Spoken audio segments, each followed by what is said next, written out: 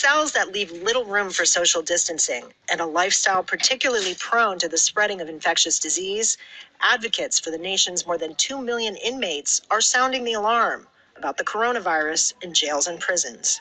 People live in very close quarters, sleep in very close quarters, eat in very close quarters, are constantly engaging with each other in ways that it's impossible to stem. Additional have staff coming in from the outside, corrections officers, healthcare workers, who are bringing the virus with them, bringing the virus out. And that's why many officials have called jails and prisons petri dishes. Federal prisons are keeping inmates locked in their cells, while most state facilities have eliminated visits. Here in New York, more than 200 inmates and corrections staff have tested positive for the coronavirus, and it's spreading in jails and prisons elsewhere around the country as well. In order to contain it, officials have authorized the release of thousands of inmates considered high risk for the disease. California has authorized the early release of 3,500 inmates, while other state and local facilities consider similar measures.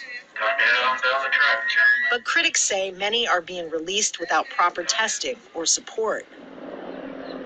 New York City's top prosecutors accuse the Commissioner of Corrections of authorizing sex offenders and domestic abusers for release in a, quote, seemingly haphazard process which could compound the possible health, safety, and other risks, both to the communities and to the individuals at issue. Those who work with inmates say the pandemic highlights longstanding shortcomings with healthcare and reintegration efforts for the world's largest prison population. Ghana just released almost 1,000 people by way of presidential pardon. Prison riots all over the world, in Colombia, in Brazil, in Italy, of course. And so there is a collective outcry here and also a collective radical test of the system. An already overtaxed system straining to contain a new pandemic. Kristen Salumi, Al Jazeera, New York.